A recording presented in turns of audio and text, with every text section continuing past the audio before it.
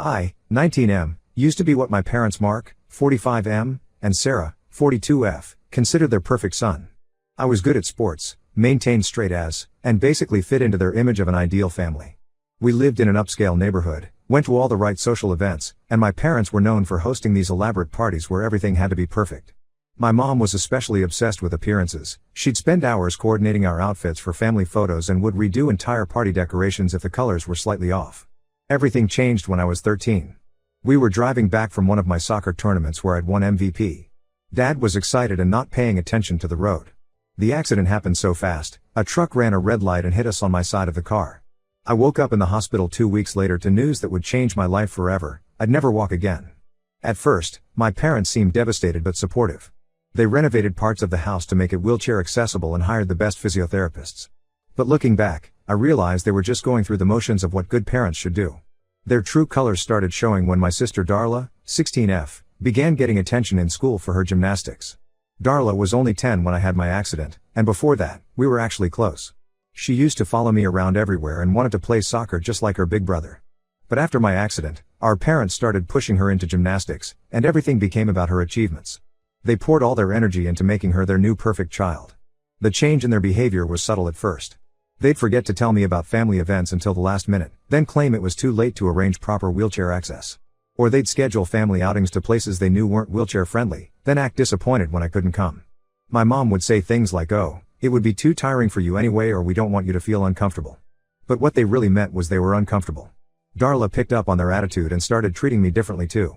It began with small things. She'd have friends over and they'd hang out in areas of the house that were harder for me to access. Then it escalated to her making comments like it's so much easier to plan things when we don't have to worry about wheelchair ramps, or mom and dad are so much more relaxed when they don't have to help you all the time. By the time she was 14, Darla had become downright mean. She started calling me wheels and would deliberately leave things in my way. Once, she and her friends thought it would be funny to move my wheelchair while I was on the couch watching TV. I was stranded there for 2 hours until our housekeeper found me. When I told our parents, they said I was being too sensitive and that Darla was just being a teenager. The real kicker came last month during our annual family photo shoot. We've been doing these elaborate photo shoots every year since I can remember. Mom uses them for Christmas cards, social media, and apparently some local magazine even featured our family once as the perfect modern family. This year, they scheduled it at a new studio downtown. The morning of the shoot, Mom came to my room all apologetic. She said, "Honey, we've been thinking. The studio has some really elegant vintage furniture they want to use for the shoot, and your wheelchair might not. Well, it might not match the aesthetic they're going for. Maybe we could do a separate shoot with you another time?" I heard Darla snickering outside my door, making some comment about how the photos would finally look normal this year. I was hurt but not surprised. This was just another example of them prioritizing their perfect image over me. What they didn't know was that my grandfather was coming to visit that evening.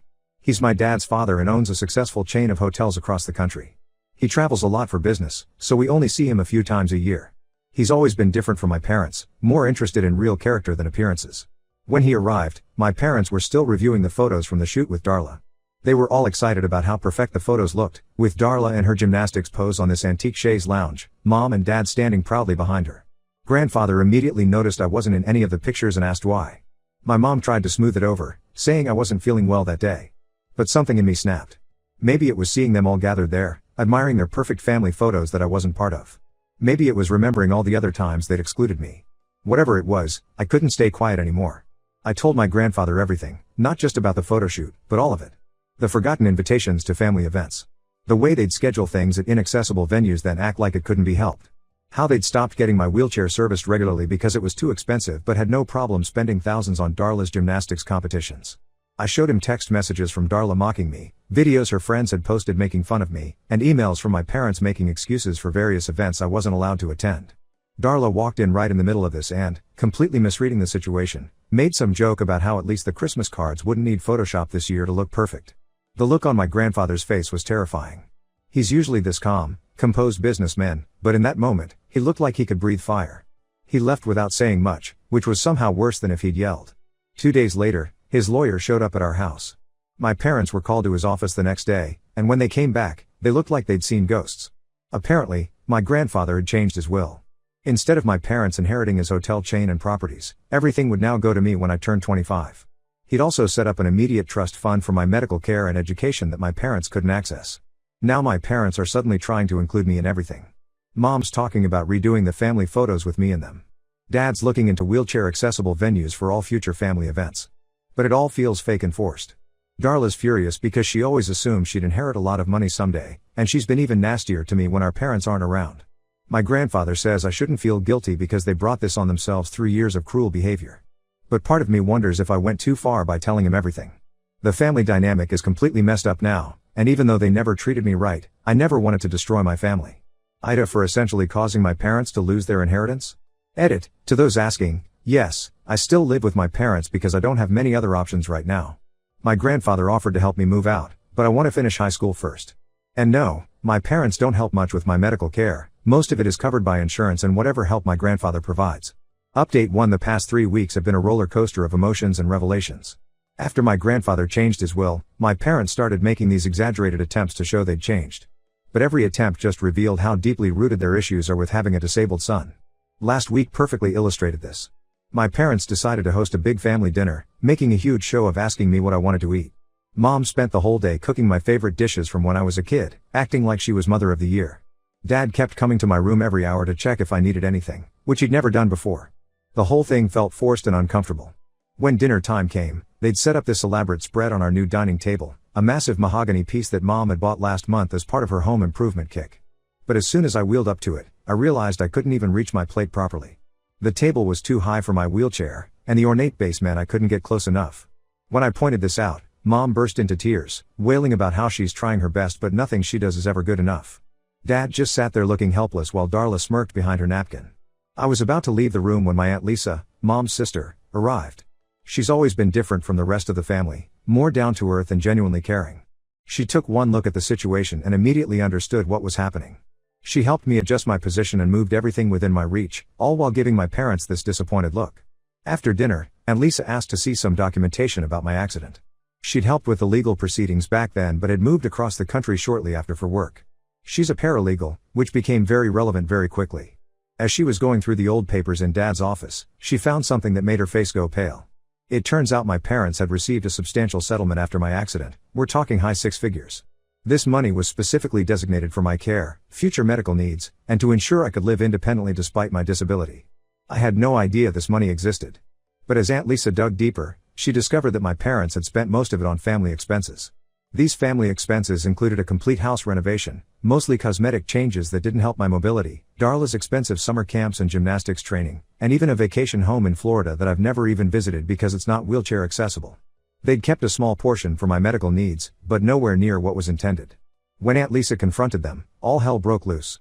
Mom started crying again, saying they'd used the money for the good of the whole family. Dad tried to justify it by claiming that improving our lifestyle and maintaining our social status would ultimately benefit me too. But Aunt Lisa wasn't having any of it. She had helped process the original settlement and knew exactly what the money was meant for. The argument got more heated when my aunt revealed she still had copies of all the original documentation. She threatened to report them for misappropriating the settlement funds, which apparently could have serious legal consequences. Mom went from crying to hysterical, begging her not to destroy our family. Dad turned red and started yelling about family loyalty. Darla, who'd been listening from the hallway, stormed in and started screaming that it wasn't fair. She yelled that she'd earned those summer camps and training sessions with her talent, and it wasn't her fault that the money had come from my settlement. Then she ran to her room and slammed the door. Since then, Darla has taken her drama to social media.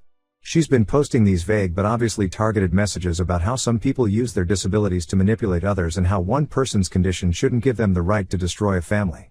She hasn't tagged me or mentioned me by name, but all her friends know who she's talking about. Some of them have been sending me nasty messages, calling me selfish and saying I'm tearing my family apart. The situation got even more complicated when my grandfather found out about the settlement money. One of Darla's friends had shared her posts, and they somehow made their way to him. He was absolutely livid. Now he's talking about taking legal action against my parents for misusing the settlement funds. They're terrified and have been begging me to talk him out of it, saying it will destroy our family forever.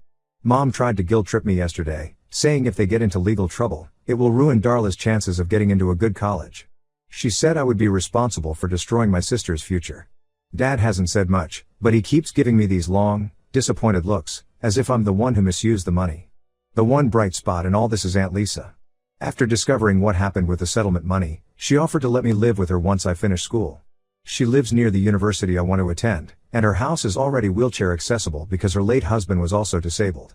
My parents don't know about this plan yet, And I'm keeping it quiet until everything's finalized. I'm trying to focus on my studies and ignore all the drama, but it's hard when your own family is falling apart around you. My grandfather says I don't need to protect people who never protected me, but watching everything unravel is still painful, even if they deserve it. I'll update again when things develop further. Right now, I'm just trying to get through each day and remember that none of this is actually my fault, even though my family keeps trying to make me feel like it is. Update 2: What started as family drama has turned into a full-blown legal nightmare. The investigation my aunt triggered about the misuse settlement money revealed secrets that none of us were prepared for. After Aunt Lisa reported the misuse of funds, a forensic accountant went through all our family's finances. That's when they discovered something shocking: there wasn't just one settlement, but two. The first one was from the accident itself, which my parents had mostly spent. The second was from a medical malpractice suit against the first hospital that treated me. Apparently, their negligence had made my injuries worse, but my parents never told me about this. The malpractice settlement was even larger than the first one. The accountant found that my parents had hidden this money in various accounts, moving it around to make it harder to track. They'd used it to pay for Darla's elite private school tuition, $35,000 per year, her international gymnastics competitions, and what they called family investments. These investments turned out to be shares in country clubs and social memberships that I could never even use because of my wheelchair. My grandfather's lawyer explained that legally, both settlements were supposed to be strictly used for my medical care, education, and future needs. My parents had violated not just ethical but legal obligations by spending this money on other things. The lawyer said they could face serious consequences, including possible criminal charges for financial misappropriation. When confronted with this evidence, my parents' perfect facade finally cracked completely. Mom had a meltdown during a meeting with the lawyers, screaming that they'd only done what any parents would do, trying to maintain their family's social standing. Dad tried to blame everything on their financial advisor, claiming they didn't understand the legal restrictions on the settlement money. Nobody bought their excuses. The biggest change came from Darla. Her private school sent a letter saying she couldn't return next semester unless the overdue tuition was paid. When my parents explained they couldn't pay because they had to repay the misused settlement money, she was devastated. She'd had no idea her entire lifestyle was funded with money that legally belonged to me. That night, something unexpected happened. Darla came to my room, not barging in like usual but knocking quietly. She looked different, smaller somehow, without her usual attitude. She sat on my bed and, for the first time in years, really talked to me. She admitted that before my accident, she'd always looked up to me. I was her cool big brother who won soccer trophies and helped her with math homework. After the accident, she'd been confused and scared. Our parents started pushing her to be perfect to make up for what they saw as my deficiency. She said they'd constantly tell her things like, you need to be extra special now and you have to make up for your brother's limitations. Darla broke down crying as she confessed that she'd enjoyed being the perfect child at first. Every time she was mean to me, our parents would reward her with more attention and privileges. It became a pattern. The crueler she was to me, the more they praised her for being strong and resilient. She said she knew it was wrong but didn't know how to stop, especially once all her friends at school joined in on mocking me. The truth about her expensive school hit her hard. She genuinely believed she got in on a scholarship because that's what our parents told everyone. Finding out that her education was funded with money meant for my medical care made her question everything. She asked me if I could ever forgive her. I told her I needed time. My parents are now facing serious financial consequences. They've had to put both their vacation properties up for sale to pay back the misused funds. All the money is being moved into a trust for my care that they can't access. Darla had to leave her private school and will be starting public school next semester. She's angry about this but, surprisingly, seems to be blaming our parents now instead of me. I'm moving in with Aunt Lisa next week. My grandfather has arranged everything, including finding good doctors in her area. My parents tried to stop this by promising they'd do better and make it up to me, but I'm done giving them chances. They had 6 years to do better and chose not to. The family lawyer says there might be more revelations as they continue investigating our family's finances. I'm not sure I even want to know what else they might find. For now, I'm focusing on the future and trying to rebuild some kind of relationship with Darla, who seems genuinely remorseful. At least now I know the truth about everything, even if it's worse than I imagined. Update 3: It's been half a year since everything blew up, and I'm finally in a place where I can talk about all the changes without feeling angry or guilty. Living with Aunt Lisa has completely transformed my life. Her house isn't just physically accessible, it's the first place I've lived where I don't feel like an inconvenience. The most significant change has been my medical care. My aunt found a rehabilitation center that specializes in spinal cord injuries. They've introduced me to new treatments and therapies that my parents never bothered to explore. My upper body strength has improved significantly, and I'm learning to be more independent. The center also connected me with a support group of other young people in wheelchairs, which has helped me realize that my parents' treatment of me wasn't just wrong, it was abusive. My parents' lives have completely unraveled. The legal consequences of misusing my settlement money were severe. They had to sell their main house and move to a small apartment.